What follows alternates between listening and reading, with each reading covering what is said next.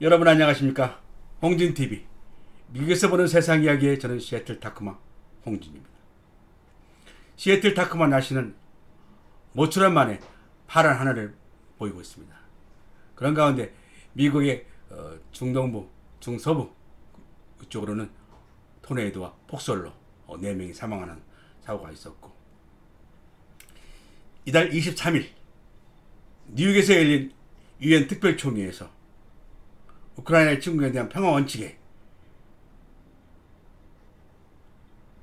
찬성 141, 반대 7, 기권 32로 우크라이나 평화 원칙 합의가 통과됐습니다. 근데 이 평화 협정이 법적 구속력은 없어요. 법적 구속력은 없고, 그냥 다만 미국과 서방 세계들이 우크라이나 침공에 대해서 러시아에 대해 제재에 다 동참한다고 찬성을 한 것뿐입니다. 법적인 구속력이나 그런 건 없습니다. 거기에 원래 반대했던 북한, 시리아, 니카라과, 벨라루스, 에리트리아, 말리, 러시아까지 그런 나라들은 반대를 했어요. 근데 인도하고 그다음에 중국, 이란은 기권을 했습니다. 기권을 하는 가운데 중국이 사실상 우크라이나와 러시아의 전쟁에 중재 역할을 하겠다고 나섰습니다. 그런데 이게 말이 중재지 중재가 아니지. 왜냐하면 지난 1년 동안에 러시아가 지금까지 전쟁을 끌어올 수 있는 원동력이 뭐였냐면, 중국과 인도가 약 34%에서 40%에 달하는 에너지와 원유를 싼 값에 사줬기 때문에 그것이 원동력이 돼서 지금까지 우크라이나의 전쟁을 해왔던 겁니다. 그런데 이제 와서 작년에 이게 지난 1년 동안도 중국이 알게 모르게 암암리에 민간과 군용의 그 부품들을 러시아에 공급을 했어요. 그런데 이제는 중국 정부에 묵인을 했는데, 이제는 중국 정부에서 공식으로 러시아에 군용이나 민간용 부품을 지원하겠다 그러는데, 미국이 난리가 난 거죠. 이게. 왜? 우크라이나 전쟁 발발 이후에 1차 제재를 갔을 때에 그 동안에 러시아의 전쟁을 할 수 있는 자금의 원동력이 된 게 중국과 인도인데, 그 중국이 이번 주연 총회에서 기권을 하고 또 우크라이나와 러시아 전쟁에 중재자로 나서겠다. 이게 진짜 어불성설이지. 그러면서 러시아에 대한 제재를 반대하고. 그러면 그 편들기지. 그게 중재가 아니지. 편들기지. 솔직한 얘기로 러시아나 인도, 그 다음에 더불어서 사우디까지의 러시아 에너지를 사주지 않았다면 전쟁은 아마 또 다른 양상을 떴는지 모릅니다. 제일 처음에 서방이 제재할 때, 1년 동안 제재할 때 누브라가 가치를 떨어지고 아주 그 정도로 나갔으면 몇 개월이면 러시아는 끝났었어요. 그런데도 지금 봐요. 지금 2월 24일이 지나 1년이 지난 지금까지도 아무 일 없었다는 전쟁을 하고 있잖아요. 그러니까 지금까지 서방 제재가 효과가 있는지 없는지, 그게 참으로 그것이 진짜 알고 싶다예요. 이게 러시아가 우크라이나에 침략하고 미국과 서방 세계에서 무슨 종합 선물 세트처럼 전부 다 제재를 했어요. 경제, 사회, 문화, 국방, 민간, 외교 다, 수출 통제, 컴퓨터, 해양, 하늘, 바다, 땅, 어딜 것 없이 다 57개 항목의 수출 품목을 다 제재를 가했고, 제3국에서 생산된 제품이라도 미국 기술이나 제품이 들어가면 미국의 허가를 받고 러시아에 들어가야 되는 그런 추적까지 튀었는데도 아무런 변동사항 없이 또 흔적도 없이 전쟁을 했단 말입니다. 세계 무역기구 WTO에서 그 협정에 규제된 러시아에 대한 최애국 대우, 무슨 면세도 다 뭐 고세율로 다 했고 할 수 있는 건 다 했다니까.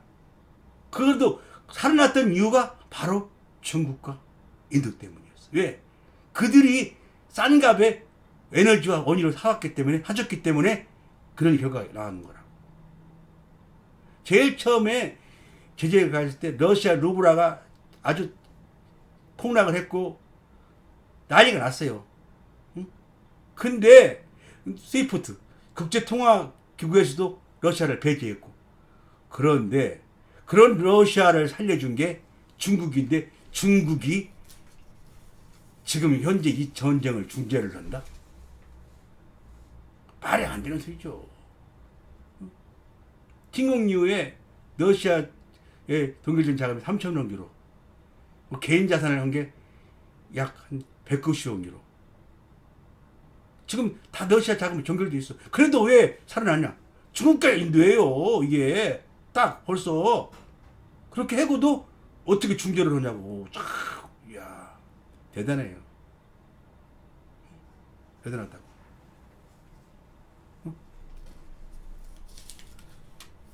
중재를 한다는 그 자체만으로도 참 중국이 무섭습니다. 한마디로 얘기해서.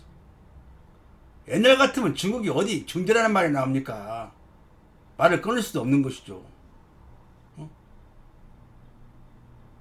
근데 중국이 러시아 전쟁 이전 게 코로나 이후부터 갑자기 이 국제사회에서 큰 소리를 내기 시작한 겁니다. 예. 그들이 얘기했던 도광량이, 응? 칼핏을 응? 숨기고 있다가 이제 그 속내를 드러내는 겁니다. 지금 현재. 그래서 중국이 지금 미국과 사사건건 안 부딪히는 데가 없어요. 안 부딪히는 데가. 안 부딪히는 데가 없다고, 중국이. 근데 그런 힘이 어디서 나왔냐? 그런 힘이 어디서 나왔냐? 바로 러시아의 저 에너지를 굉장히 많이 비축해놨어. 1년 동안에. 싼 값에. 그러면서 원래는 서방 제재로 러시아가 작년에 리볼트를 불렀어야 돼. 리볼트를. 예. 달러 아니면 이 국제 무슨 차관이나 그런 갖고 올 게 없게 만들어 놨는데, 그거를 러시아는 자금이 있기 때문에 디볼트를 위해했어. 지들 스스로가. 국제사회에서 그걸 암암리에 인정을 해준 것이고, 그 디볼트를 안 했지만은 그 디볼트가 아닌 디볼트 같은 디볼트를 선언했다고. 왜? 중국과 인도 때문에. 그런데 지금 뭐 갑자기 러시아하고 우크라이나 전쟁에서 중재를 하겠다? 한마디로 해서 말도 안 되는 소리지.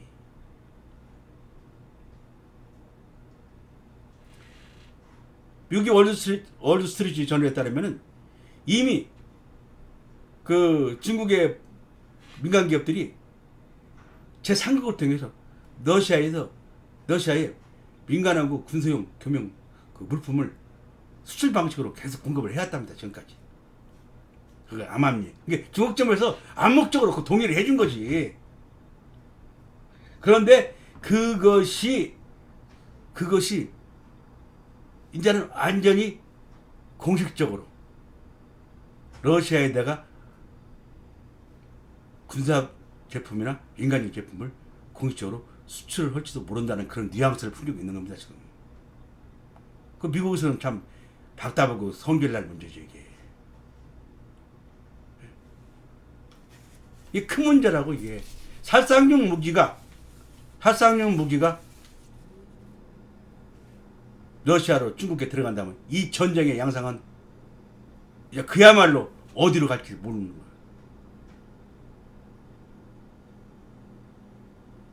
그런데도 지금 미국에서 강력히 경고를 했잖아요. 만일에 중국에서 무기를 러시아에 공급하거나 살상용 무기를 지원한다면 뭐 가만두지 않겠다. 중국에서는 딱 오리발 내미는 거지. 아니야. 무기 갈 일 없어. 우리는 중재일 뿐이야. 그냥 우크라이나 평화 요거로 전쟁을 끝내게 중개할 뿐이 아니야. 절대로 무기 같은 건 안 해. 그러면서도 한 자락 깔기를 뭐라고 했냐. 미국이 더 이상 중국에 대해서 왈가왈부 하지 마라 이겁니다. 이게 언제쯤 미국이냐 이거예요. 지금 중국이 하는 얘기는 옛날 중국이 아니라는 소리입니다. 걔들은 지금 옛날 중국이 아니라는 소리예요. 그러니까 지들 마음대로 갑자기 유엔 총회 끝나자마자 우크라이나와 러시아의 전쟁 평화 중재안을 자기들이 한번 해보겠다. 그렇게 따선 거 아닙니까? 이게 서방 세계하고 미국이 그렇게 했던 제재를 비웃듯이 오늘도 지금 러시아와 우크라이나 전쟁을 계속 치열하게 하고 있고 우크라이나에 드론이 러시아 본토까지 드론을 좀 폭격을 하고 있고 이 전쟁의 지금 양상이 어떤 나라고 지금까지 휴전이나 정전을 얘기한 나라가 없어요. 왜? 서로 간의 이익을 위해서 자기 나라의 이익을 위해서 미국은 미국대로 지금 유럽 EU가 이 전쟁 유럽 전쟁으로 인해서 무기의 수입하기 위해서 지금 줄을 서 있어요. 미국도 그렇게 답답하지 않아. 러시아도 중국하고 인도가 버티고 있어 같이. 그러니까 그게 답답하지 않아. 그러니까 그 누구도 휴전이나 정전을 얘기하지 않아. 답답한 건 어디냐? 우크라이나. 그리고 전쟁보다도 더 무서운 인플레이션으로 아프리카와 중동에서는 지금 난리가 나서 물가가 232%에서 180%까지 올랐어요. 이게 전쟁이 아니라 그냥 경제 파탄을 죽는 겁니다. 그 틈바구니에서 갑자기 중국이 느닷없이 평화한 중재를 자기들이 하겠다고 나선 겁니다. 이게. 그러나 오늘도 서방세계와 미국이 보란듯이